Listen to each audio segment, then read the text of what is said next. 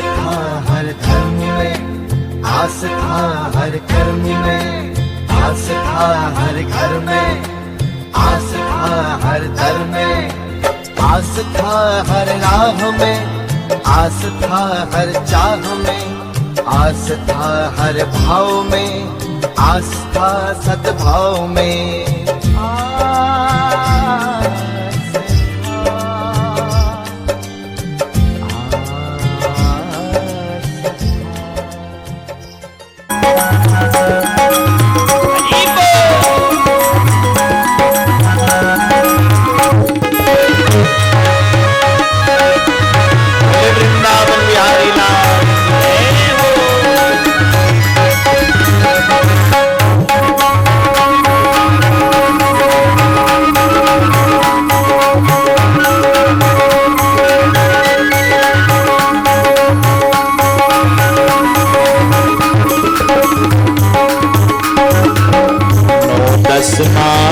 तुझे समझायो, 10 मास तुझे समझायो, हर बोल करार करिन तू आयो, बोल करार करिन तू आयो, 9-10 मास तुझे समझायो, 9-10 मास तुझे समझायो, बोल करार करिन तू आयो, बोल करार करिन तू आयो। अब आड़ी तेरी बात करे, अरे मन सुमिरन चौनी करे, सुमिरन चौनी करे, अरे मन सुमिरन चौनी करे, सुमिरन चौनी करे, अरे मन सुमिरन चौनी करे, सुमिरन चौनी करे, अरे मन सुमिरन चौनी करे।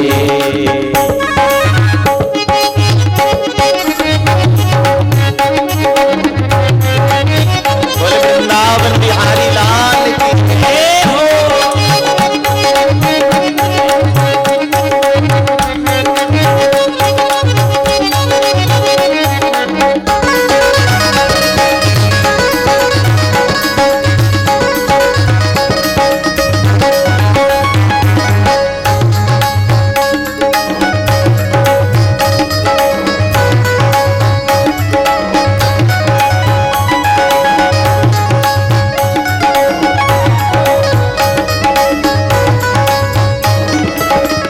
मेरा मेरा करके गवाए, मेरा करके गवाए, मेरा मेरा करके गवाए, मेरा करके गवाए, साथ में तेरे कुछ ना जाए, साथ में तेरे कुछ ना जाए, बस तेरा दिन याद करे, अरे मन सुमिरन चौनी करे, सुमिरन चौनी करे, अरे मन सुमिरन चौनी करे, सुमिरन चौनी करे, अरे मन सुमिरन चौनी करे, सुमिरन चौनी करे, अरे मन सुमिरन चौनी करे, सुमिरन क्यों नहीं करे, अरे मन सुमिरन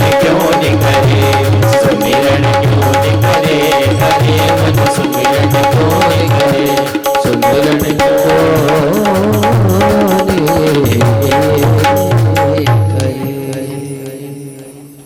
बोले वृंदावन बिहारी लाल की। सोनाथ मुक्ति और मोक्ष देना भी ईश्वर के ही हाथ में है। ये परमात्मा का 5वां कर्म है। मतलब दिखने के बहुत अच्छे हैं, सच्चिदानंद रूपाय। काम क्या करते हैं तो बोले विश्वोत्पत्ति आदि है। तो वे व्यवहार कैसा है तो बोले व्यवहार तो इतना अच्छा है कि कोई सामने चले जाए तो कितनी चिंता में हो, कितनी दुख में हो, सारा दुख दूर हो जाए। कोई कोई ऐसा होता है ना जिसके पास जाने मात्र से अपना सारा दुख दूर हो, कितनी टेंशन में हो जी और कभी कोई अपनी खास सहेली मिल जाए, हाँ फिर तो देखो भले ही माथा पे कितनी ही टेंशन हो पर खास अगर मिल गई तो फिर घंटों उससे बात करती रहेगी और सारा दुख दूर हो जाएगा। वैसा ही ये परमात्मा है। स्वभाव कैसा है तो कहा तापत्रय विनाशाय, 3 प्रकार के त्रिविध ताप इसके सामने जाने मात्र से दूर होते हैं। भाई इस दुनिया में कितने प्रकार के कष्ट हैं? 3 प्रकार के। कौन कौन से कष्ट हैं? आधिदेहिक, आधिदेविक और आधि भौतिक। सरल करके समझाते हैं, बहुत ध्यान से सुनना। देहिक कष्ट, देहिक मतलब शरीर का कोई कष्ट हो। अब अगर शरीर में घुटना दुखता हो, कमर दुखती हो और कोई रोग हो तो कथा कह रही है कि यदि आप पुराण पुरुषोत्तम भगवान के सामने, पुराण पुरुषोत्तम अर्थात श्रीमद् भागवत की ये पोथी जी, इसके सामने जाओगे तो देहिक कष्ट दूर हो जाएगा। होगा कि नहीं होगा? अब देखो आप इतनी देर से बैठी हो, कई के घुटने दुखते होंगे, कोई की कमर दुखती होगी, पर 2 घंटे हो गए बैठे बैठे नहीं भाई। 3:30 पौने 4 बजे से कथा प्रारंभ हुई, 4 बजे से आज तो 5:30 बजने के करीबन आ गया होगा, 1.5-2 घंटा हो गया। अभी तक न किसी को घुटना दुखा न कमर दुखी। क्यों? यही तो चमत्कार है कि यदि आप भागवत की शरण में आओगे तो देहिक कष्ट दूर होगा।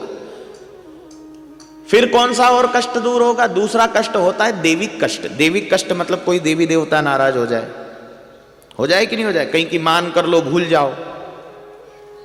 क्योंकि कई बार ऐसा होता है भाई मुसीबत आ जाए, फिर ये जीजी बैठी रहे पीछे गाड़ी पे, दादा आगे गाड़ी चलाए, दीदी पीछे ही मान करती जाए हर भेरू जी से, जो रास्ता में मिल जाए, थारे भी नरियल चढ़ा दूं, बस काम हो जाना चाहिए, थारे भी नरियल चढ़ाऊंगा, काम हो जा। अब काम होए बाद में भेरू जी कौन पूछे? फिर भेरू जी नाराज हो कि बोल तो गई, चढ़ाने आज तक नहीं आई। पर यदि ऐसे कोई देवता भी आपसे नाराज हो, आपकी पत्रिका में कोई देवता नाराज हो, कुंडली में कोई देवता कोई ग्रह नाराज हो, तो देविक कष्ट भी यदि कोई जीवन में है और अगर आप पुराण पुरुषोत्तम की शरण में आते हो तो देविक कष्ट भी आपका दूर हो जाता है। देहिक, देविक। और यदि भौतिक कष्ट जीवन में कोई हो, भौतिक कष्ट में आते हैं आपका घर परिवार, मकान, दुकान, बच्चे, व्यापार, विवाह, संतान, ऐसा कोई कष्ट यदि जीवन में हो तो वो भी दूर होता है। अगर आपने मन में कामना करी कि भगवान मेरा मकान बन जाए और अगर आपने भागवत की कथा को सुना तो निश्चित भागवत का ये पुण्य है। हमने चमत्कार देखा है कि इसके पुण्य के प्रभाव से आपके मनोरथ पूरे होते ही हैं। और हमने तो अपने जीवन में व्यासपीठ से ही कई चमत्कार देखे। अब इससे बड़ा चमत्कार क्या कहेंगे कि शिव कथा में श्रीफल दिया और शिव रात्रि के दिन ही है शिवाय का जन्म हुआ। इससे बड़ा क्या चमत्कार होगा? प्रत्यक्ष को प्रमाण की आवश्यकता ही नहीं है। हमने कई जगह देखे चमत्कार, कहां बरसों से संतानें नहीं हो रही और ठाकुर जी की कृपा हुई और व्यासपीठ से आशीर्वाद प्राप्त हुआ तो संतानें हो गई, मनोरथ किया तो कृपा हो गई। तो ये पुराण कोई साधारण पुराण नहीं है।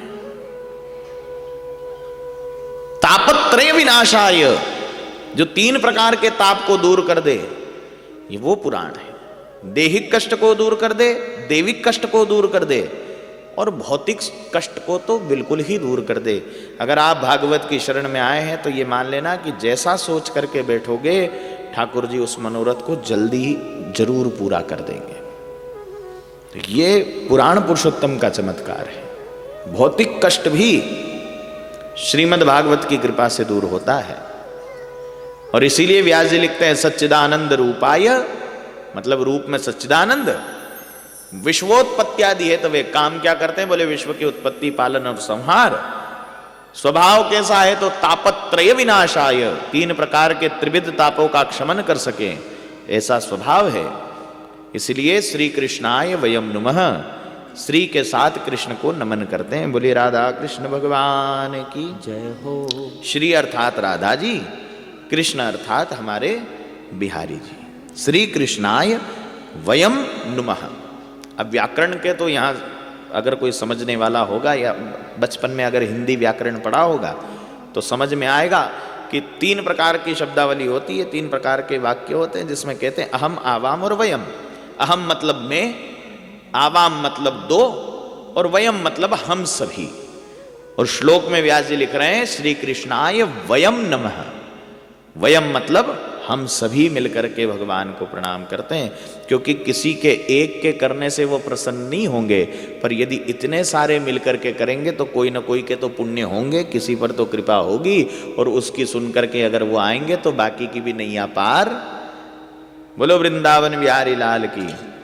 तो श्री कृष्णाय वयम नुमः, ऐसे श्री कृष्ण को, श्री अर्थात राधा जी, राधा जी के साथ प्रणाम करते हैं। द्वितीय श्लोक जो भागवत के महात्म का है, आज कौन सी कथा सुन रहे हो आप? घर जाकर के ये मत कहना भागवत सुन करके आए। आप कहोगे गुरुजी पोस्टर में तो बड़े बड़े अक्षरों में लिखा कि श्रीमद् भागवत की कथा 21 तारीख से, तो फिर आज भागवत की नहीं होगी? बोले नहीं। क्यों? बोले आज केवल महात्म की कथा होगी। कौन सी कथा होगी? महात्म की। महात्मा अर्थात महत्व की, जिससे हमको यह पता चलेगा कि भागवत का कितना महत्व है, उस परमात्मा का कितना महत्व है। अभी पता चला कि नहीं कि भागवत के सामने बैठोगे तो 3 कष्ट दूर हो जाएंगे, देहिक, देविक और भौतिक। तो महात्मा ही तो व्यास जी ने। अच्छा, ये महात्मा किसने बोला? क्या ये महात्मा भागवत में लिखा है? नहीं नहीं, ये महात्मा भागवत का नहीं है, ये तो पद्म पुराण ने आकर के और लिखा है। इसलिए भागवत का जो महात्मा है वो किसने कहा? पद्म पुराण ने। तो भैया भागवत का महात्मा भागवत में ही व्यास जी ने क्यों नहीं लिखा? क्योंकि यदि भागवत का महात्मा भागवत में लिख देते तो ये तो वो वाली बात हो जाती कि अपनी बड़ाई खुद ही कर रहे हैं, हो जाती कि नहीं? अब जैसे आप कहो कि साहब ये हमारी भाभी के, क्या नाम है भाभी जी का? नाम याद, पिंकी भाभी। वाह वाह। तो हमारी पिंकी भाभी कभी कहे कि मेरे जैसी तो कोई खाना नहीं बना सकती, मेरे जैसी कोई घर की सफाई नहीं कर सकती, मेरे जैसी कोई चाय तो बना ही नहीं सकती, मेरे जैसी कोई रंगोली नहीं बना सकती। फिर हमारी राखी जी कहे हो बस रहने दे बहन तू तो।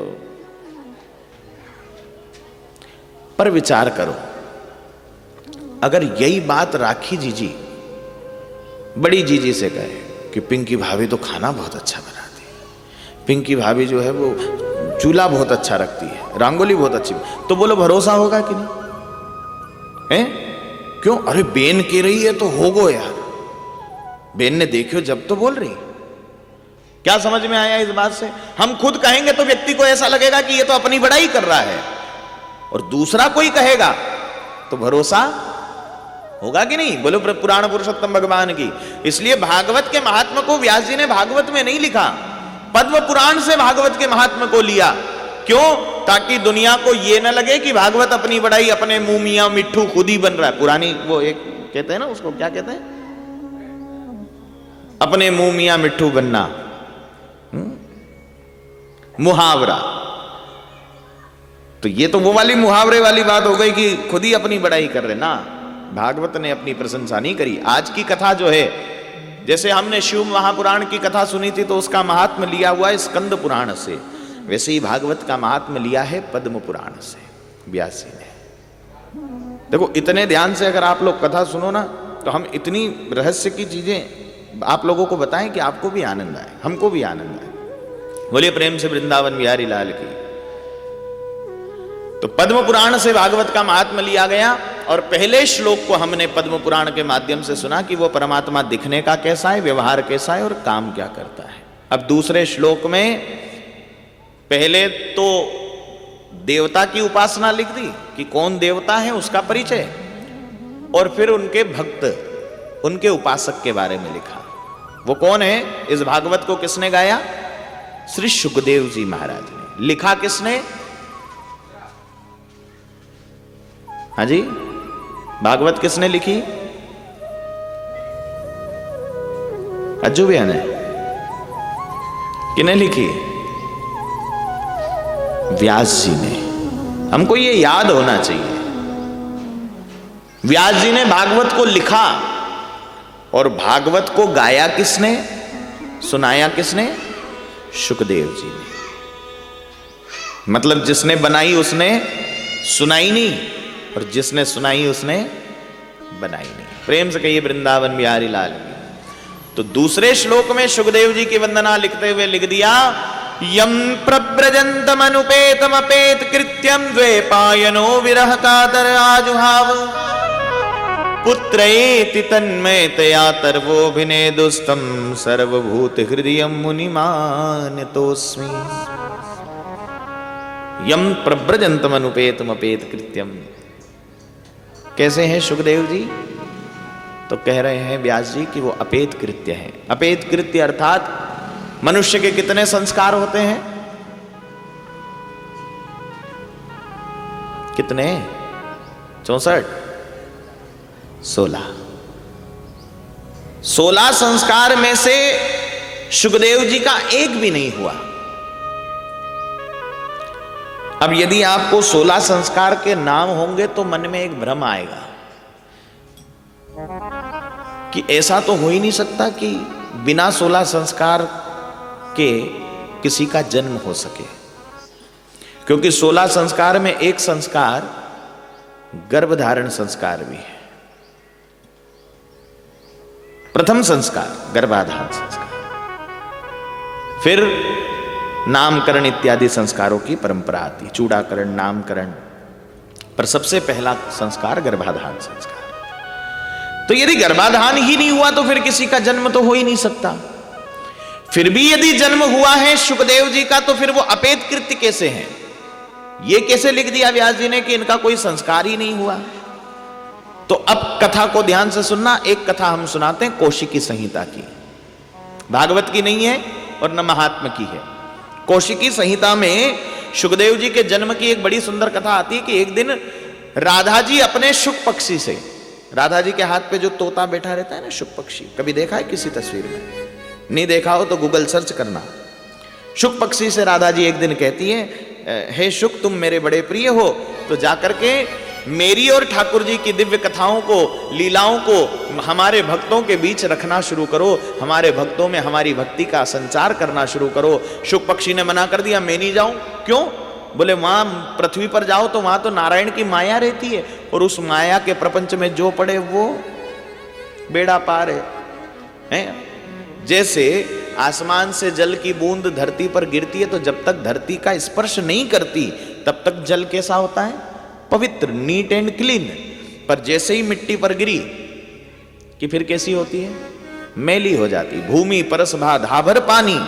तो जैसे ही आकाश से आया, जल था तो शुद्ध, पर धरती का स्पर्श करते ही मेला हो गया। वैसे ही जीव परमात्मा के वहां से आता तो बिल्कुल निर्मल है, पर संसार में आते ही माया रूपी मिट्टी पड़ती है और फिर कीचड़ बन करके सब बेकार हो जाता है। बोलो वृंदावन बिहारी लाल की। तो शुक पक्षी ने कहा मैं नहीं जाऊं, वहां माया परेशान करेगी। इतनी देर में ठाकुर जी आ गए। ठाकुर जी ने कहा क्यों राधा जी, क्या बात कर रही हो शुक पक्षी से?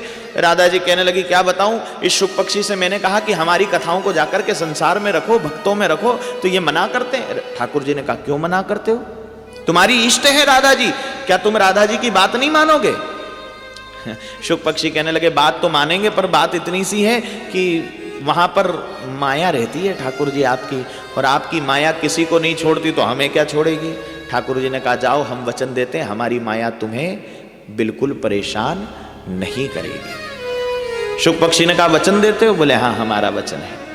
ठाकुर जी की आज्ञा मान करके वही शुक पक्षी एक शुक पक्षिणी के गर्भ में अंडा बन करके प्रकट हो गए।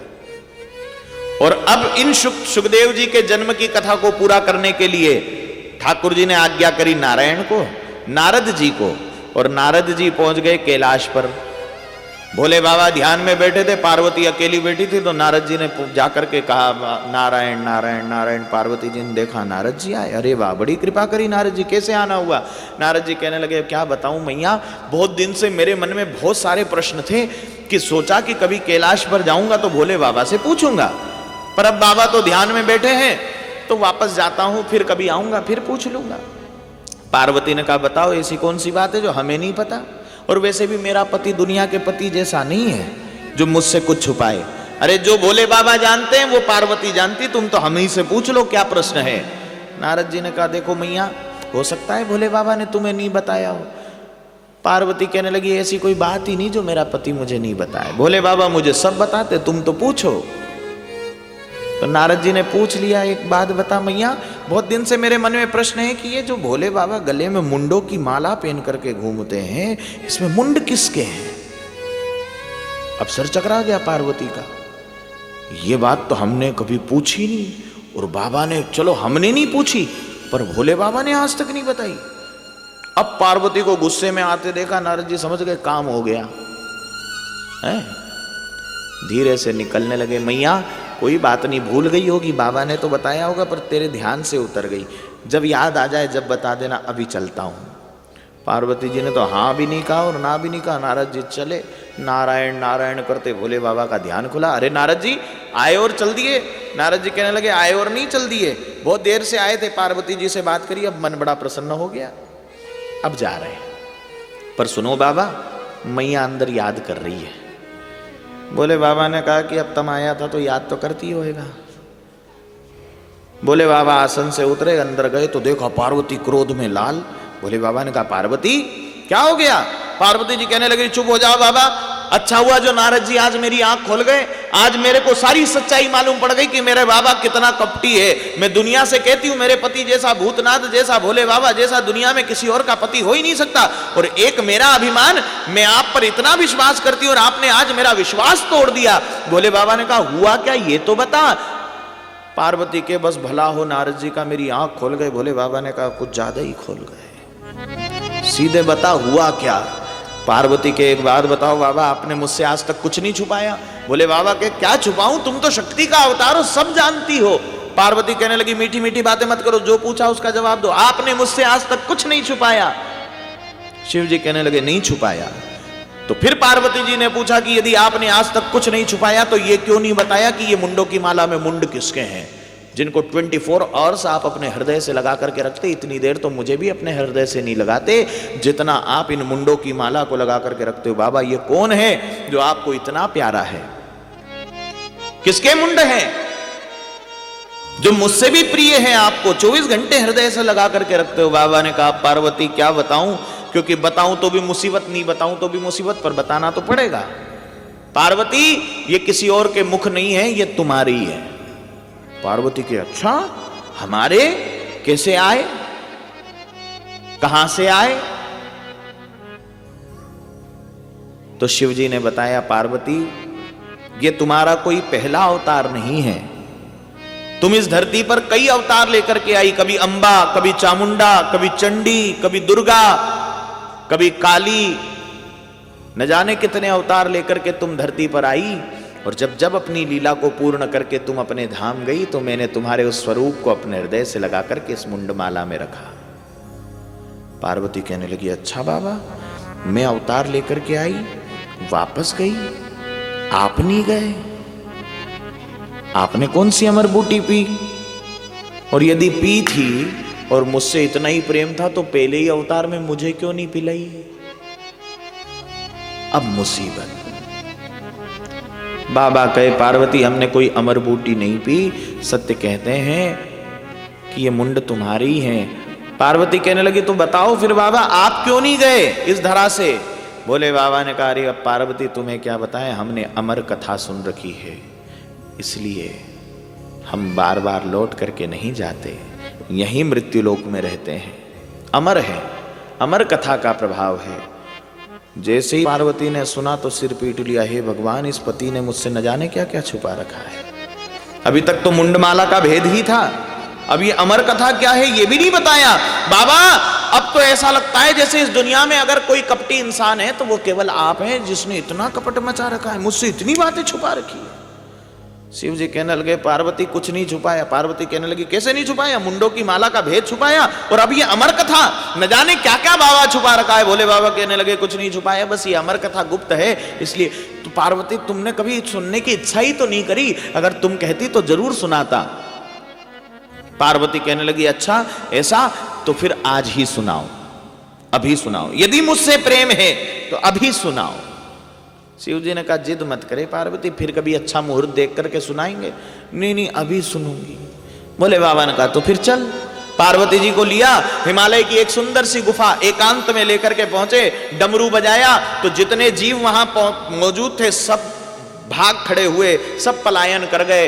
वहीं उसी गुफा में वो शुक पक्षी का जोड़ा था जिसके गर्भ में अंडा बन करके राधा जी का वो शुक पक्षी आकर के विराजमान था, अंडे में प्रविष्ट था। जैसे ही डमरू बजाया तो शुक पक्षी का जोड़ा तो उड़ गया, पर अंडा वहीं छूट गया। पक्षी का जोड़ा भी उड़ गया और पार्वती जी को वहीं बिठा करके भोले बाबा ने कथा सुनाना शुरू करी।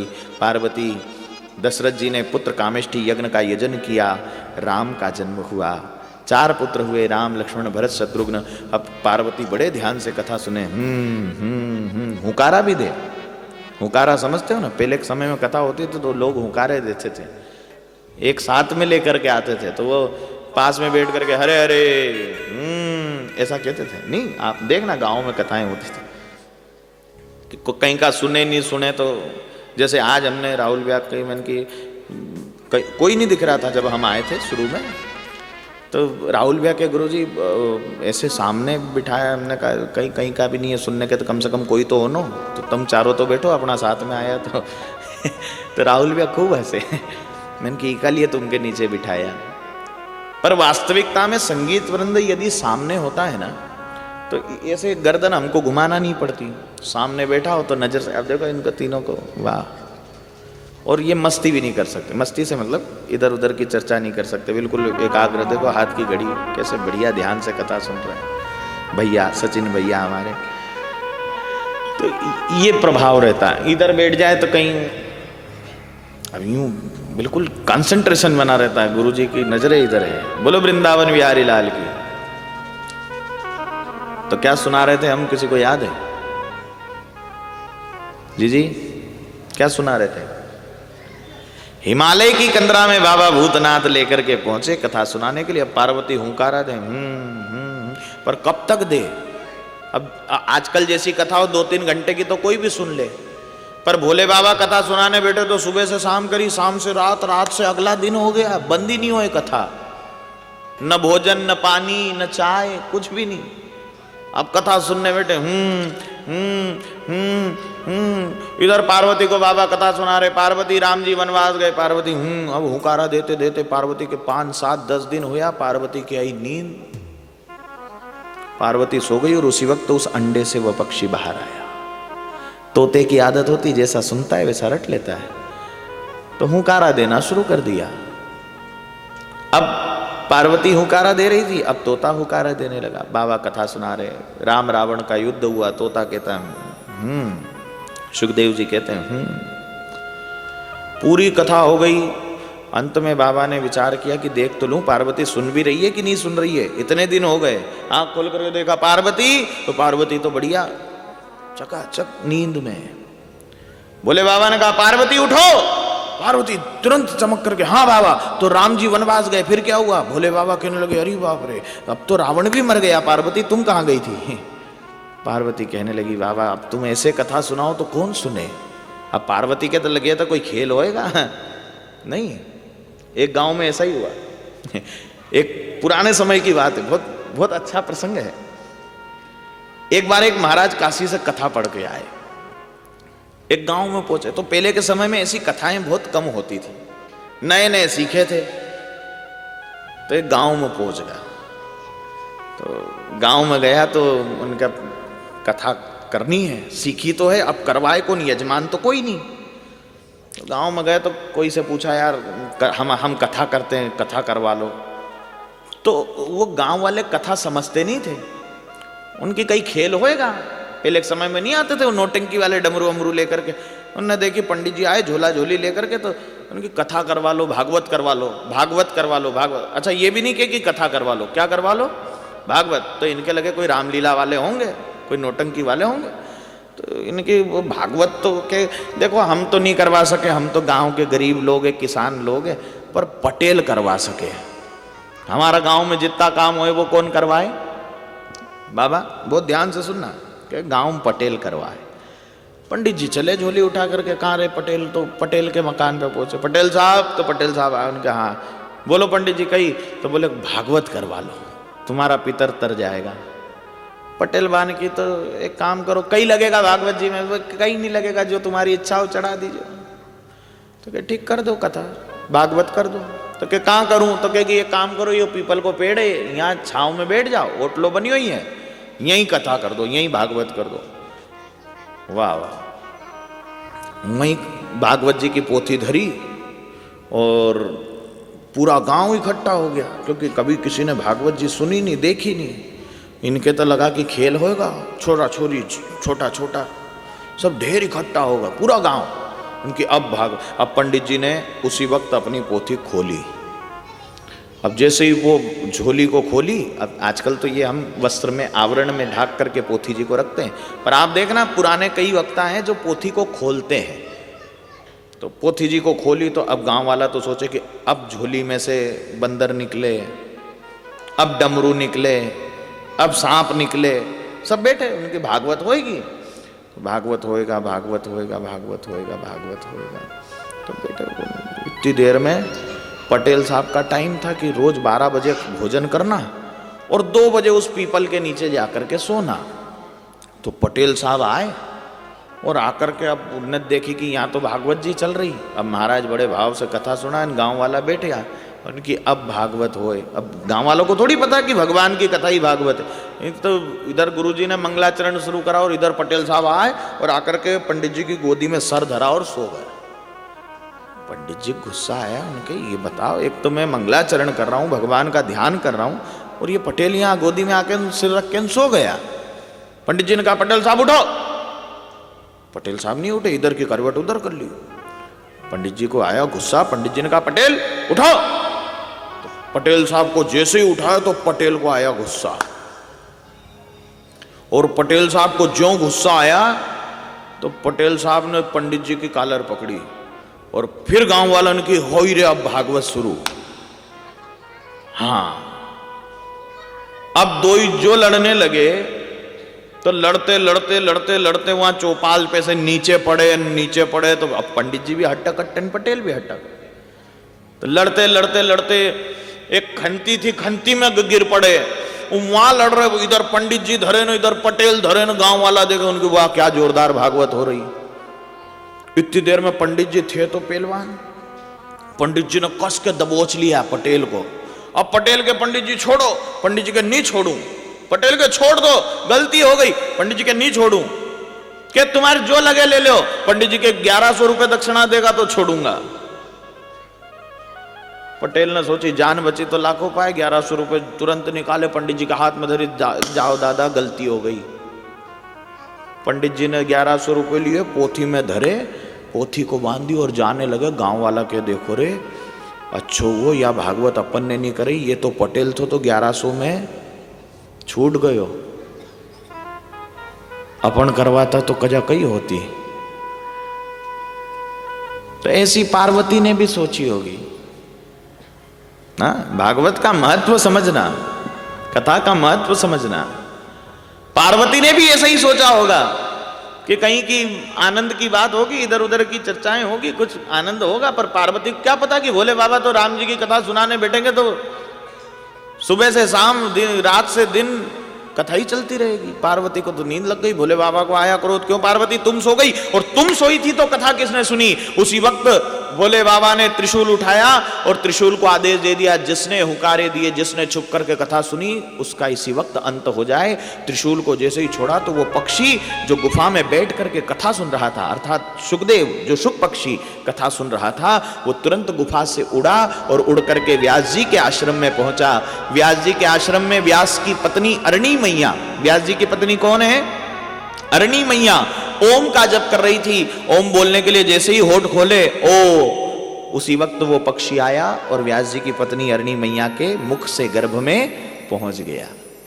और अब त्रिशूल बाबा का व्यास पत्नी के सामने मंडराने लगा। पीछे पीछे भोले बाबा दौड़ते हुए, कहां है वो पक्षी, आज नहीं छोड़ूंगा, कहां गया वो शुक पक्षी, बाहर निकल। व्यास जी ने देखा भोले बाबा इतने गुस्से में, भोले बाबा क्या हुआ। भोलेनाथ कहने लगे क्या बताऊं व्यास जी, वो शुक पक्षी उसने मेरे से अमर कथा छुप करके सुनी है, उसने छल किया है, मैं उसको जीवित नहीं छोड़ूंगा। व्यास जी बहुत हंसने लगे, मुस्कुराने लगे।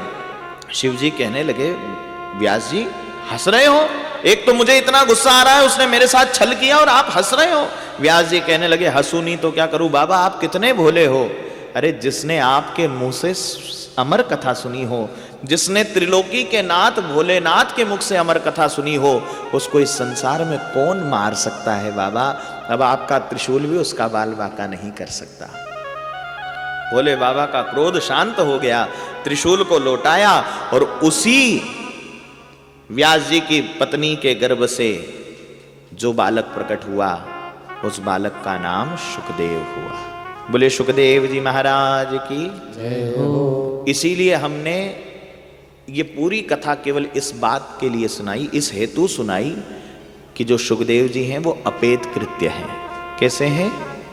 इनका कोई संस्कार नहीं, 16 संस्कार में कोई संस्कार नहीं हुआ, यहां तक कि गर्भाधान भी नहीं हुआ, क्योंकि शुक पक्षी के रूप में आए और मुख के मार्ग से प्रविष्ट उदर में हुए और फिर उससे जो बालक हुआ वही शुकदेव जी है। बोले शुक स्वामी महाराज की जय हो।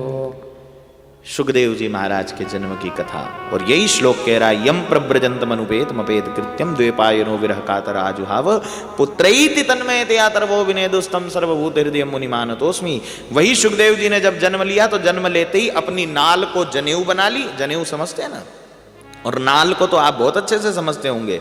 तो नाल को ही यज्ञोपवीत बना करके जंगल में चल पड़े। पीछे पीछे व्यास जी चिल्लाने लगे कहां जा रहे हो पुत्र, रुक जाओ, अरे रुक जाओ, तुम मेरे पुत्र हो, थोड़ी देर तो रुको। जन्म लेते ही शुकदेव चल पड़े। क्यों? क्योंकि ठाकुर जी का आशीर्वाद था कि मेरी माया तुम्हारा बाल भी बाका नहीं करेगी। इसलिए घर का, परिवार का, पिता का, माता का, किसी का मोह शुकदेव जी को नहीं रहा। और वही शुकदेव जब वन में जाने लगे तो फिर व्यास जी कातर की तरह कृष्ण द्वेपायनो विरह कातर आजुहाव, श्री कृष्ण द्वेपायन व्यास जी का नाम है। व्यास जी पुकारते हुए गए, रुक जाओ, कहां जा रहे हो, रुक जाओ। तो वृक्षों ने कहा व्यास जी तुम रुक जाओ, उसे मत रोको। क्यों?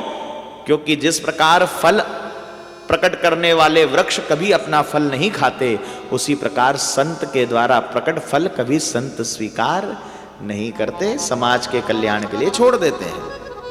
बोले वृंदावन बिहारी लाल की जय हो। तो इस प्रकार शुकदेव जी की वंदना करी। और फिर भागवत की कथा के बारे में वर्णन आया कि नैमिषारण्य की पावन धरा पर कथा हो रही है।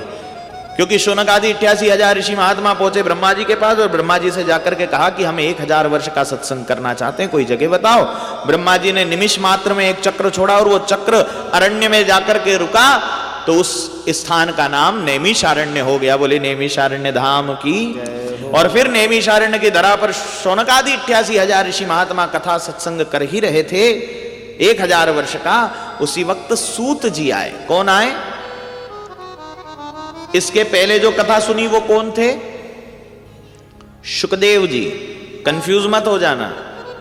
व्यास जी के पुत्र शुकदेव जी और शुकदेव जी के और व्यास जी के शिष्य सूत जी। सूत जी का आना हुआ कहां पर? नैमिषारण्य में, जहां 88,000 महात्मा सत्संग कर रहे हैं। सूत जी को देख करके सभी खड़े हो गए, वंदन करने लगे, प्रार्थना करने लगे। अज्ञान ध्वांत विध्वंस कोटि सूर्य समप्रभ सूताख्याहि कथा सारम मम कर्ण रसायनम। बड़ा सुंदर कहा, अज्ञान ध्वांत विध्वंस। हे सूत जी महाराज, हम अज्ञानियों के अंधकार को दूर करने के लिए आपका जो ज्ञान है वो करोड़ों सूर्यों के समान तेज पुंज है। जैसे एक सूर्य पूरी पृथ्वी का अंधकार मिटा सकता है, वैसे हमारी अज्ञानता को मिटाने के लिए आपका ज्ञान करोड़ों सूर्यों के समान है। अज्ञान ध्वांत विध्वंस कोटि सूर्य समप्रभ सूताख्याहि कथासारम मम कर्ण रसायनम। इसलिए हे सूत जी महाराज, आसन पर बैठिए और हमको क्या सुनाइए? सूताख्याहि कथा सारम, हमको कथा का सार सुना दीजिए। क्या सुनाइए? कथा का सार। कथा मत सुनाइए। क्यों? अच्छा ईमानदारी से बताओ, आम के पेड़ का ज्यादा महत्व होता है कि आम के फल का? क्यों? बोलो। पेड़ का? तो फिर अभी सीजन आया तो डगाल तोड़ी के रस बना ही लीजो। 100 रुपए 150 रुपए किलो क्या खरीदते हो? है? तो वृक्ष का ज्यादा महत्व है कि फल का? अच्छा, फिर फल का ज्यादा महत्व है कि उसके रस का? अब फल खरीद के लाओ, फिर उसका छिलका उतारो, फिर उसको चीरो, फिर गुठली हटाओ, फिर चीर मिले, फिर उसको पाओ, थोड़ी खटास में हो तो खट्टो लगे, और कभी कोई बनियो बनाए और रस दे दे तो। उदाहरण से समझना। श्री सूत जी महाराज से 88,000 ऋषि महात्मा कहते हैं, हमको कथा मत सुनाओ, हमको कथा का सार सुना दो, रस सुना दो, जो कथा का निष्कर्ष है वो सुना दो। सूताख्या ही कथा सारम मम कर्ण रसायनम। श्री सूत जी महाराज ने कहा कि क्या सुनना चाहते हो, किन विषय पर सुनना चाहते हो? तो बड़ी सुंदर बात कही, भक्ति ज्ञान विरागाप्तो विवेको वर्धते महान। बहुत सुंदर बात कही। भक्ति ज्ञान विरागाप्तो विवेको वर्धते महान, माया मोह निराशश्च वैष्णवे क्रियते कथम। बड़ी सुंदर प्रश्न पूछा। पहला प्रश्न पूछा, भक्ति कैसे बढ़ेगी, ज्ञान कैसे बढ़ेगा, वैराग्य कैसे बढ़ेगा? भक्ति ज्ञान विरागाप्तो विवेको वर्धते महान, विवेक कैसे बढ़ेगा? और माया मोह निराशश्च वैष्णवे क्रियते कथम, माया मोह कैसे दूर होगा? श्री सूत जी महाराज कहते हैं कि केवल एक ही मात्र साधन है कलयुग में। इह घोरे कलो प्रायोजीय जीवश्चासुरताम गतः क्लेशक्रांतस्य तस्यैव शोधनम किम परायणम। श्री सूत जी महाराज से बड़ा सुंदर प्रश्न पूछते हैं 88,000 ऋषि महात्मा। कलिकाल में कली के ताप संताप से मुक्ति कैसे मिलेगी, और जीव जो आसुरी प्रवृत्ति को प्राप्त कर रहा है उसका उद्धार कैसे होगा? तो श्री सूत जी महाराज बड़ा सुंदर उत्तर देते हैं, काल व्याल मुख ग्रास त्रास निर्नाश हेतवे श्रीमद् भागवतम शास्त्रम कलौ कीरेण भाषितम। श्री सूत जी महाराज कहते हैं, केवल भागवत की शरण में यदि कोई आ जाए तो संसार के समस्त कलिकाल के समस्त दुखों से मुक्ति मिल जाती है और मन की समस्त इच्छाएं पूरी हो जाती है। बोले भक्तवत्सल भगवान की, श्रीमद् भागवत महापुराण की। श्री सूत जी महाराज कहते हैं, भागवत ही एकमात्र कलयुग में साधन है। अच्छा, भागवत कोई साधन क्यों बताया, कोई और साधन क्यों नहीं बताया? क्योंकि देखो, संसार में दूसरे जितने भी साधन है उसमें बहुत सारे यत्न करना पड़ते हैं। देखो, शिव जी को जल चढ़ाना पड़ेगा तो क्या क्या करना पड़ेगा? पहले तो एक कलश लेना पड़ेगा, उसको मांझना पड़ेगा, फिर जल भरना पड़ेगा, फिर जल लेकर के मंदिर जाना पड़ेगा, फिर शिव जी के ऊपर चढ़ाना पड़ेगा। कितनी क्रिया करना पड़ेगी? हाँ या ना? अब बताओ, कथा सुनने के लिए क्या करना पड़ेगा? उठो है कद्दू की तरह और गुड़कते गुड़कते कथा में पहुंच जाओ, बैठो और प्रेम से कथा को। अच्छा, सुनने में कोई ताकत लग रही क्या? उधर कलश भी मांझना पड़ेगा, सब कुछ करना पड़ेगा। तो बताओ, संसार में मुक्ति का सबसे सरल साधन क्या है? हाँ, कथा ही तो है। कुछ करने की आवश्यकता नहीं, केवल बैठो और सुनो। इससे सरल कोई काम है क्या? अब कोई कहे कि यज्ञ करने से मुक्ति मिल जाएगी, तो यज्ञ करने के लिए लकड़ी भी चाहिए, आहुति भी चाहिए, सब चाहिए। पर कथा सुनने के लिए क्या चाहिए? 2 कान चाहिए और एक मन चाहिए। बोलो वृंदावन बिहारी लाल की। तो इसलिए श्री सूत जी महाराज कहते हैं कि श्रीमद् भागवतम शास्त्रम कलौ कीरेण भाषितम। कलयुग में भागवत शास्त्र के सत्संग को कोई कर ले तो उसका उद्धार हो ही जाता है। बोले पुराण पुरुषोत्तम भगवान की। श्री सूत जी महाराज से 88,000 महात्मा पूछते हैं कि इसको कितने दिन सुने, कैसे सुने? तो सूत जी महाराज कहते हैं कि वैसे तो इसको कितना ही सुनो, पर वैसे 7 दिन की परंपरा है। कितने दिन की? 88,000 ऋषि महात्मा ने कहा 7 दिन की परंपरा है। 7 दिन की परंपरा कौन लेकर के आया? तो बोले नारद जी लाए। नारद जी क्यों लाए? तो फिर बड़ी सुंदर कथा सूत जी महाराज सुनाते कि एक बार नारद जी धरती पर आए ठाकुर जी की लीला का दर्शन करने के लिए, परंतु पूरी पृथ्वी पर घूमे कहीं भी ठाकुर जी की कृपा भक्ति का दर्शन नहीं हुआ। अंत में विशालापुरी पहुंचे और विशालापुरी में नारद जी को जब सनकादियों ने उदास देखा तो पूछ लिया, नारद जी आप तो उदास दिख रहे हो, हाथ में वीणा भी नहीं है, संत के चेहरे पर ऐसी उदासी अच्छी नहीं लगती, क्या बात है, किस बात का दुख है? नारद जी कहने लगे, क्या बताऊं, मैं इस संसार में प्रभु की भक्ति का दर्शन करने आया था पर कहीं दर्शन नहीं हुआ। अंत में मैं हरि क्षेत्र, कुरुक्षेत्र, श्रीरंग, सेतुबंध सब जगह भटकने के बाद जब श्रीधाम वृंदावन आया तो मैंने एक आश्चर्य देखा कि एक स्त्री यमुना के तट पर बैठी है, दो वृद्ध बूढ़े उसके सामने लेटे हैं और बहुत सारी स्त्रियां पंखा कर रही है, कोई सेवा कर रही, कोई चरण दबा रही, कोई क्या कर रही है। मैंने इस दृश्य को जब देखा तो बड़ा आश्चर्य हो गया, पर मैं संत स्त्रियों के बीच में जाना उचित नहीं समझा। वापस लौट करके जा रहा था तो पीछे से उसी स्त्री ने आवाज लगाई, अरे साधु कहां जा रहे हो, रुको तो सही नारद जी, मेरी समस्या को दूर कर जाओ। नारद जी जैसे ही पलट करके देखा तो देखा कि उसी स्त्री ने आवाज लगाई थी। पहुंचे, जाकर के पूछा कौन हो, तो उस स्त्री ने परिचय दिया, मैं भक्ति और ये दोनों मेरे पुत्र ज्ञान और वैराग्य। नारद जी कहने लगे, वाह वाह, ये कैसी बात हुई, तुम मैया और ये दोनों बूढ़े तुम्हारे पुत्र, अरे तुम तो युवा हो और ये दोनों बूढ़े हैं। भक्ति कहने लगी, बस यही तो समस्या है, ये दोनों तो मूर्छित हो गए हैं, इनकी मूर्छा दूर कर दो नारद जी। नारद जी से जैसे ही ये प्रश्न पूछा तो नारद जी ने बहुत जतन किए, खूब सारे प्रयास किए, परंतु कोई उपाय काम नहीं किया।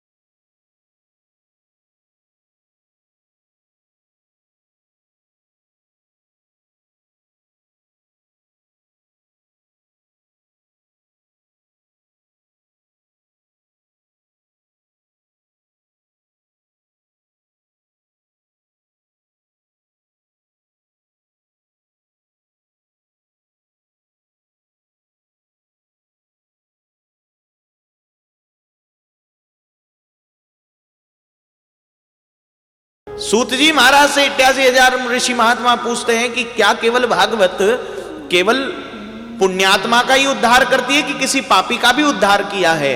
तब दूसरी कथा श्री सूत जी महाराज सुनाते हैं और कहते हैं, सुनो भाई, शौनकादि 88,000 महात्माओं, एक बड़ी सुंदर कथा सुनाता हूं। एक तुंगभद्रा नदी का तट था जहां अनुपम नाम का नगर और जहां एक ब्राह्मण रहता था, आत्मदेव। आत्मदेव के कोई संतान नहीं थी पर दुख भी नहीं था।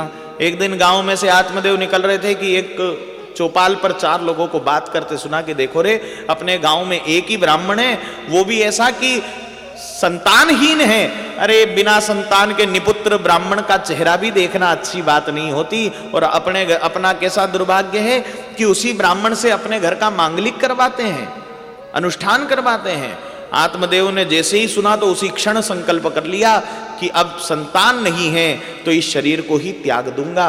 तुंगभद्रा नदी के तट पर पहुंचे और जैसे ही आत्महत्या करने जा रहे थे कि एक संत ने हाथ पकड़ लिया, रुक जाओ, आत्महत्या मत करो। अरे तुम तो ब्राह्मण हो और ब्राह्मण होकर के आत्महत्या करने जा रहे हो, तुम्हें नहीं पता आत्महत्या कितना बड़ा पाप है? आत्मदेव कहने लगे, क्या करूं महाराज, मेरे संतान नहीं है और गांव वाले न जाने कैसे किसी बातें करते हैं।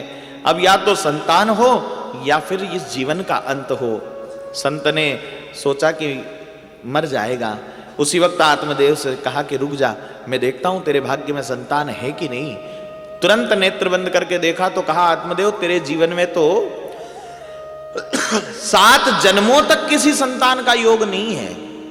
आत्मदेव कहने लगा, तो फिर हाथ छोड़ दो और मरने दो। संत ने कहा, नहीं नहीं, तुझे मरने नहीं दे सकता, क्योंकि किसी को मरते हुए देखना भी तो बहुत बड़ा पाप है। अरे मरते हुए को बचाना पुण्य है और मत, किसी को मरते देखना सबसे बड़ा पाप है। आत्मदेव के मन के भाव को देखा तो संत ने झोली में हाथ डाला, एक फल निकाला और उस फल को निकाल करके दे दिया, ले तेरी पत्नी को खिला देना, इस फल को खिलाएगा तेरी पत्नी को तो सुंदर सी संतान तेरे आंगन में होगी। आत्मदेव उस फल को लेकर के घर पहुंचा तो घर पर उसकी पत्नी, जिसका नाम क्या था, आत्मदेव की पत्नी का नाम, कथा सुन रहे, ध्यान से नहीं सुन रहे, प्रेम से बोलो वृंदावन बिहारी लाल की। आत्मदेव की पत्नी थी धुंधली, जैसा नाम वैसा ही स्वभाव। क्यों? क्योंकि खैर अपने यहां तो कोई नहीं होगी ऐसी, परंतु वो धुंधली थी। अब उसका नाम धुंधली, जैसा नाम था वैसा ही उसका काम भी था, क्योंकि आत्मदेव जो कहते वो उसका उल्टा ही करती थी। वैसे तो शास्त्र कहता है कि पत्नी को पति का कहा मानना चाहिए, नहीं, पर धुंधली नहीं मानती थी। आप लोग तो मानती हो, धुंधली नहीं मानती थी। अगर आत्मदेव कह दे कि आज खीर बनाना तो उस दिन धुंधली कड़ी बनाती, हाँ, और जिस दिन कह दे कड़ी बनाना उस दिन खीर बनाती। धुंधली थी ना, उल्टा करती। परंतु आत्मदेव ज्ञानी थे तो थोड़ा सा एडजस्टमेंट करके चलते थे। जानते थे कि पत्नी को जो कहूंगा उल्टा ही करेगी, तो बोलते ही उल्टा थे। अगर कड़ी खाना होती तो घर जाके कह देते धुंधली से खीर बना लो, आज तो बढ़िया मन कर रहा है, तो कड़ी बन जाती और आत्मदेव की मन की इच्छा पूरी हो जाती। जिस दिन खीर खाना होती उस दिन जाकर के कह देते कड़ी बना लो। मालूम है कि कड़ी का बोलूंगा तो खीर बनाएगी। बोलो वृंदावन बिहारी लाल की जय हो। अब उस दिन जैसे ही संत ने फल दिया तो आत्मदेव के मन में इतनी प्रसन्नता कि आत्मदेव भूल ही गए कि पत्नी से जाकर के कहना है कि इस फल को मत खाना, क्योंकि आत्मदेव कहते मत खाना तो वो जरूर खा लेती। परंतु आत्मदेव इतने प्रसन्न थे, घर जाते ही फल हाथ में दे दिया। लो देवी, एक संत मिले, उन्होंने फल दिया है, इस फल को प्रसाद कर लेना, अपने भी संतान होगी। अब फल ले तो लिया धुंधली ने, स्वभाव तो वही था। अब आत्मदेव ने कहा प्रसाद कर लेना, धुंधली ने कहा हाउ कर लूंगी, तुम तो जाओ मंदिर पूजा करने। फल उठाया और धर दिया अलमारी में, आलिये में, और आलिये में फल धर दिया। शाम को एक मुंह बोली बहन जैसी हो नहीं एक दूसरे की, मुंह बोली पड़ोस वाली कोई बहन थी, आई मिलने के लिए। धुंधली कहने लगी कि और बहन कई हाल चाल, बोले सब बढ़िया। अब उस बहन की नजर पड़ी वहां आलिये में फल में, तो उसने पूछा क्यों, ये फल कैसा क्या रखा है?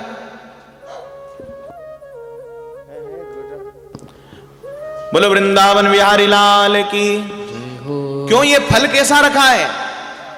धुंधली कहने लगी थारे कहीं बताऊं बहन, थारा दादा गया था कहीं बाबा जी के पास, एक फल ले आया और के इन फल के प्रसाद कर ले तो संतान हो जाएगी। अब तू बता, इस फल को अगर खा लूं और गर्भवती हो गई इस उम्र में, और कभी घर में चोरी हुई और चोर आए तो मैं तो भाग ही नहीं पाऊंगी। मुंह बोली बहन कहने लगी तो अगर इतनी बड़ी बात तो मत खा। नहीं नहीं नहीं कैसे कहूं, थारा दादा लड़ेगा।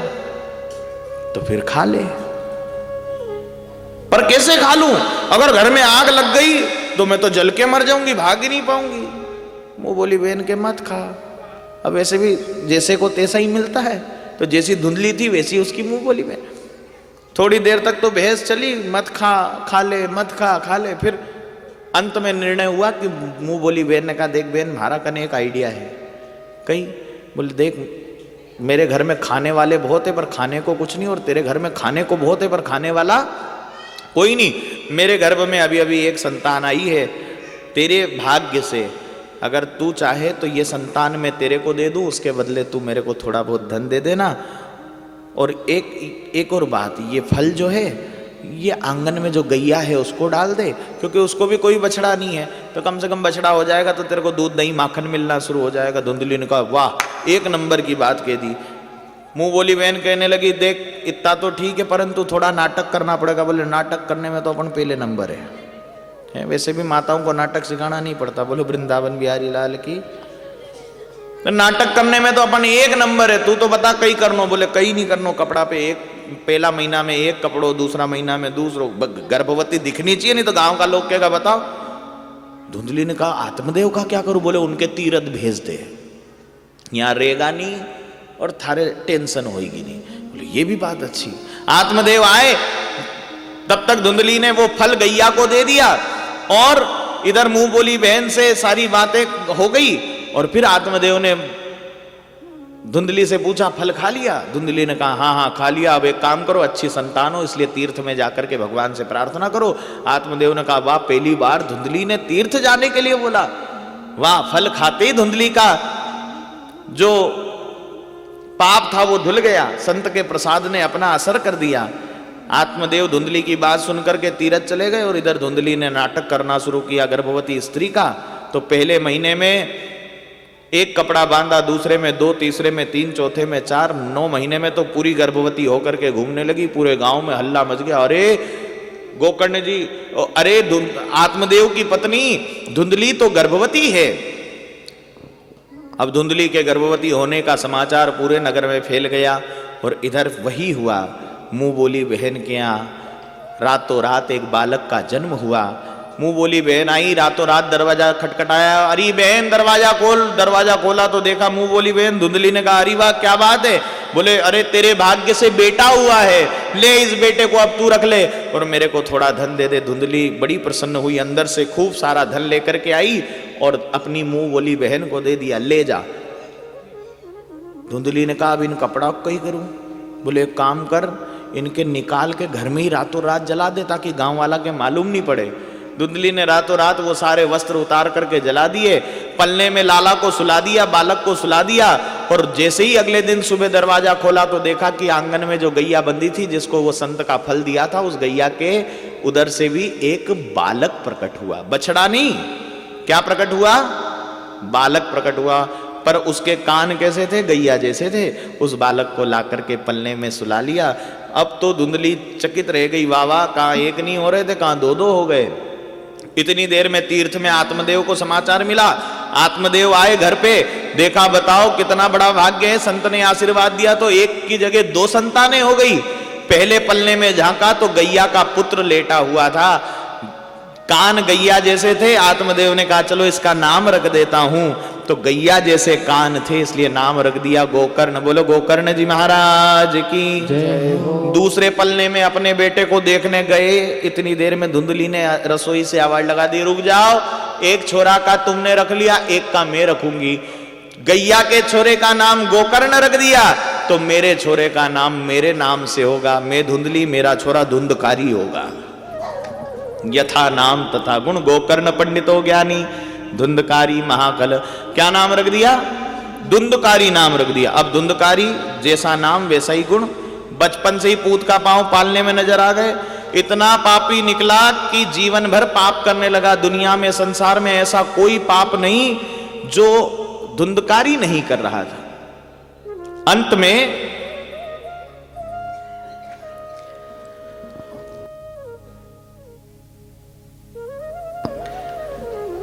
ऐसा कोई पाप नहीं जो धुंधकारी नहीं कर रहा था। व्यभिचार करना, मदिरापान करना, वेश्यावृत्ति करना, जब तक मां बाप ने धन दिया तब तक तो खूब धन उजाड़ा वेश्याओं पर, व्यर्थ के कामों पर। एक दिन पिता से धन मांगने के लिए गया और आत्मदेव ने जब ललकार करके भगाया तो आत्मदेव को मारने के लिए दौड़ा धुंधकारी। आत्मदेव रोते रोते गोकर्ण के पास पहुंचे, गोकर्ण देख तेरा भाई मुझे मार रहा है, क्या करूं? गोकर्ण जी ने कहा पिताजी कहाँ इस परिवार में, संसार में मन लगाए बैठे हो, वैसे भी संत की बात को याद करो। उन्होंने कहा था कि तुम्हारे भाग्य में संतान का सुख नहीं है, और सुख नहीं है तो वो संतान तुम्हें सुख दे ही नहीं पाएगी। आत्मदेव गोकर्ण जी के उपदेश को सुनकर के वन में गए। गोकर्ण जी भी वन में चले गए। अब माँ बेटे दोनों अकेले घर में थे। जब तक माँ ने धन दिया तब तक तो बेटे ने लाड़ प्यार से रखा। एक दिन माँ का मंगलसूत्र मांगा धुंधकारी ने, और धुंधली ने जब देने से मना कर दिया तो उसी धुंधली को मारने के लिए धुंधकारी दौड़ा। धुंधली कुएं में कूद गई, प्राण छूट गए। धुंधली परम धाम चले गई, घर पे अधिपत्य बना लिया। अब धुंधकारी लूट खसोट करने लगा, जो धन मिलता चुरा करके लाता और ला करके 5 वेश्याएं घर में रख ली, उनको खिलाता। एक दिन वेश्याओं ने सोचा कि अगर इस पापी के चक्कर में रहेंगी तो अपना उद्धार हो जाएगा, कहीं ये पकड़ा गया तो अपन भी पकड़ा जाएंगी। क्या करें? योजना बनाई और नशे की हालत में धुत जब धुंधकारी घर में आया तो पांचों वेश्याओं ने पकड़ करके खंबे से बांध करके चूल्हे के जलते हुए अंगार लेकर के आई और ला करके धुंधकारी के मुंह में ठूस ठूस करके भर दिए। श्वास की नली फट पड़ी और धुंधकारी का प्राणांत हो गया, मृत्यु हो गई। खुद ही के घर में गड्ढा खोद करके धुंधकारी के शव को दबा दिया, गाड़ दिया। वेश्याएं धन लेकर के चले गई। अब जो धुंधकारी जीते जी परेशान करता था, वो मरने के बाद भी लोगों को चैन से नहीं रहने देने लगा। मरने के बाद प्रेत बन करके प्रकट हुआ और सबको परेशान करने लगा। गांव वालों ने खूब प्रयत्न किए पर धुंधकारी से मुक्ति नहीं मिली, तो गोकर्ण जी के पास पहुंचे और गोकर्ण जी से निवेदन किया। गोकर्ण जी ने कई जतन किए परंतु धुंधकारी की मुक्ति नहीं हुई। अंत में गोकर्ण जी ने अपने इष्ट सूर्य नारायण से पूछा, तो सूर्य नारायण की आज्ञा मान करके फिर गोकर्ण जी ने श्रीमद् भागवत का सत्संग पूरे गांव वालों के साथ करवाया। तो भागवत की पुण्य के प्रभाव से वही धुंधकारी उसी कथा के मंडप में सात गठान के बास में आकर के बैठा। 7 दिन में वह 7 गठान का बांस प्रत्येक दिन में एक एक गठान चटकने लगी। 7 दिन में पूरा बांस फट करके 2 टुकड़े हो गया और जो धुंधकारी प्रेत योनि में था वो दिव्य रूप लेकर के विमान में बैठ करके और भगवत धाम को चले गया। बोले पुराण पुरुषोत्तम भगवान की जय। श्री सूत जी महाराज 88,000 ऋषि महात्माओं को कहने लगे, भागवत केवल पापी पुण्यात्मा को ही नहीं अपितु पापी आत्मा का भी उद्धार करती है। और उसी प्रकार भागवत की कथा से जब धुंधकारी का उद्धार हुआ तो चारों ओर जय जयकार संत समाज में होने लगी। बोले श्रीमद् भागवत महापुराण की जय हो। अंत में व्यास जी ने महात्मा में भागवत को सुनने के नियम बताए। अब आप लोगों को नियम बताने की तो आवश्यकता नहीं है, परंतु विशेष बात तो 2 है। गर्मी का मौसम है तो प्यास भी लगेगी, तो पानी की बोतल भी लेकर के आना और आसन भी आज तो लाई नहीं होंगी तो कल से जरूर लेकर के आना। बोले श्रीमद् भागवत महापुराण की जय हो। बाकी बन सके तो एकाश्न करना, नहीं बने तो 3 टाइम भोजन करना, पर कथा सुनने और अकेले मत आना अपनी अड़ोसन पड़ोसन धड़ोसन को। विशेष एक बात जो हम हर वर्ष कहते हैं, शिव नवरात्र चल रही है तो 5 दीपक तिल्ली के तेल के अपने अपने घर पर जरूर लगाना। एक भगवान के मंदिर में, एक परेंडे पर, अभी घर जाने के बाद लगाना हो। एक भगवान के मंदिर में, एक परिंडे पर, एक तुलसी के वहां और 2 घर के दहलीज पर दरवाजे पर रख देना। प्रार्थना कर लेना, ठाकुर जी आप नगर में आए हैं, विजय श्री नगर में तो आए हैं, मेरे घर में भी जरूर आना। बोलो सावरिया सेठ की जय। तो 5 दीपक जरूर लगाना। और जो माताएं कलश लेकर के गई हैं, अगर आपके मन में कोई मनोकामना है तो उस कलश को कल सुबह लाल वस्त्र बिछा करके बाजोट पर चावल रख करके और स्थापित करना, अपनी मनोकामना बोलना, रोज उसका 6 दिन तक पूजन करना और फिर कथा सुनने के लिए आना। हम विश्वास के साथ कहते हैं आपकी सारी मनोकामनाएं जरूर पूरी होगी। बोले पुराण पुरुषोत्तम भगवान की श्रीमद् भागवत महापुराण की। आज की कथा का मंगलमय विश्राम करते हैं।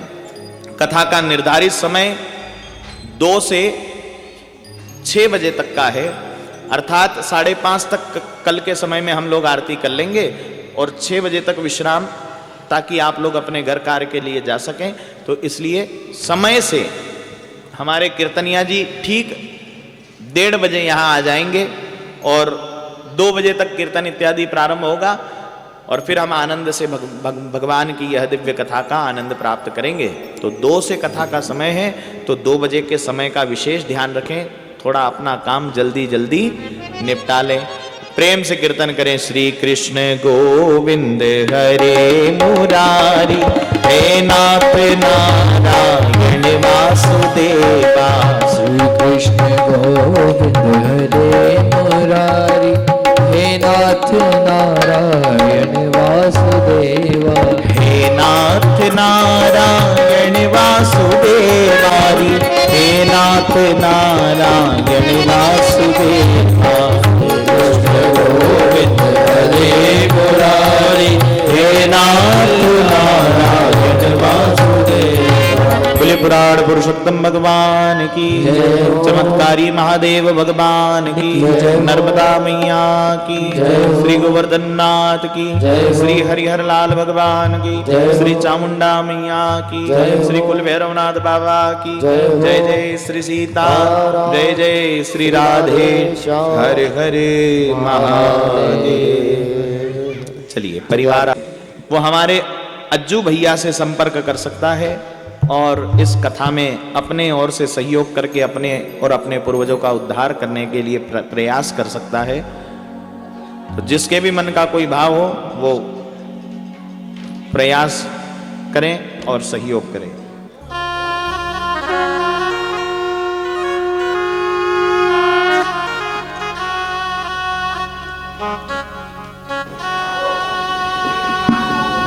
अब चूंकि आज तो यात्रा इत्यादि में बड़ा आनंद हो गया, इसलिए थोड़ा विलंब भी हो गया, तो ठीक समय से कल कथा में आए।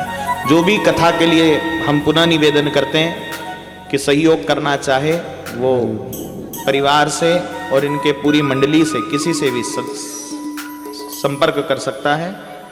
बोले वृंदावन बिहारी लाल की जय हो।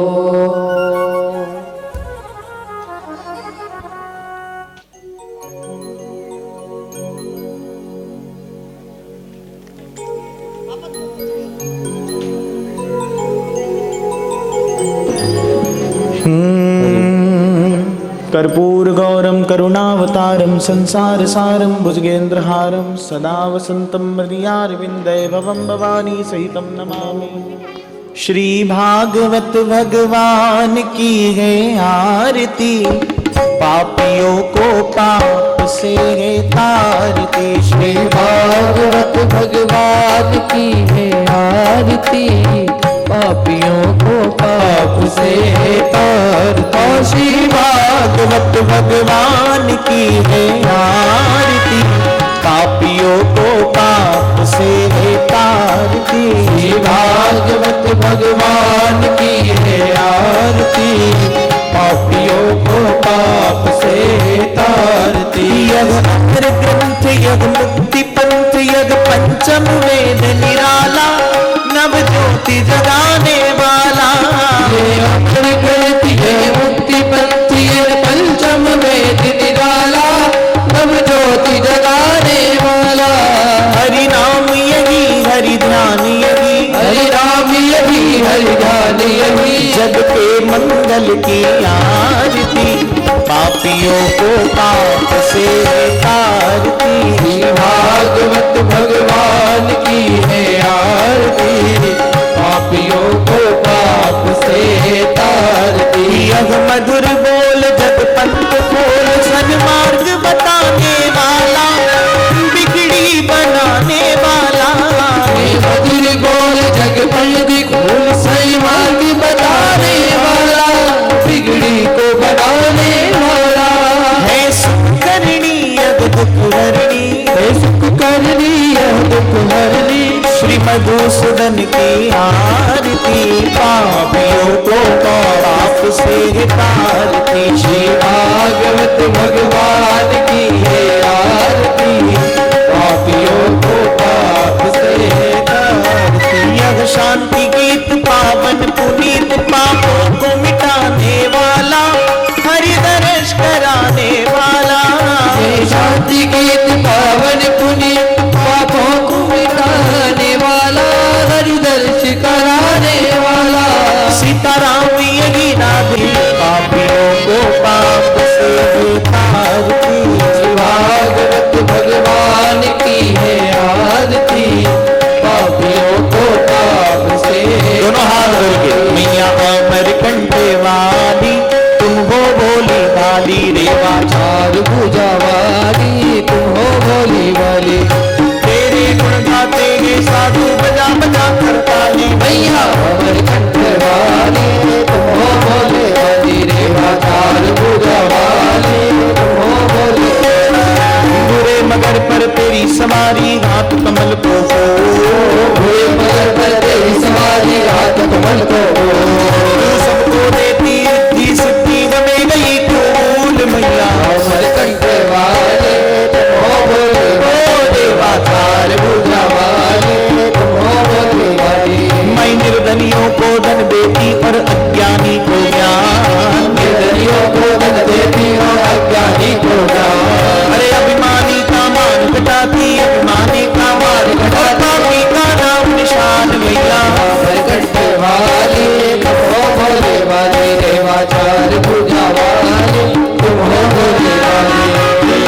पापी आपने तारे लगी न पल की दे। लाखों पापी आपने तारे लगे कमल की दे। अरे अब हे मैया हमारी बारी, अब हे देवा हमारी बारी, कहाँ लगाई देर मैया। मरकंठ वाले तुम हो बोले वाले, रेवाचार पूजा वाले तुम हो बोले वाले। नहीं हमारा कुटुंब कबीला, नहीं माता अवतार, नहीं हमारा कुटुंब कबीला, नहीं माता अवतार। अरे हम सब आए शरण तुम्हारी, हम सब आए शरण तुम्हारी, शरणागत की लाज मैया। मरकंठ वाले तुम हो बोले वाले, रेवाचार पूजा वाले तुम हो बोले वाले। ओ मैया हर नर्मदे बाबा नर्मदे, मैया हर नर्मदे बाबा नर्मदे। ओ मैया हर नर्मदे बाबा नर्मदे, मैया हर नर्मदे बाबा नर्मदे। कर्पूर गौरम करुणावतारम संसार सारम दुर्गेन्द्र पादम सदा वसंतम व्यारवृंदे नमः भवानी नमः। हरे रामा राम राम हरे हरे। हरे कृष्णा कृष्ण कृष्ण हरे हरे।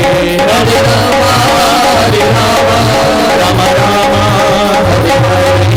हरे कृष्णा कृष्ण कृष्ण हरे हरे। जय श्री राम।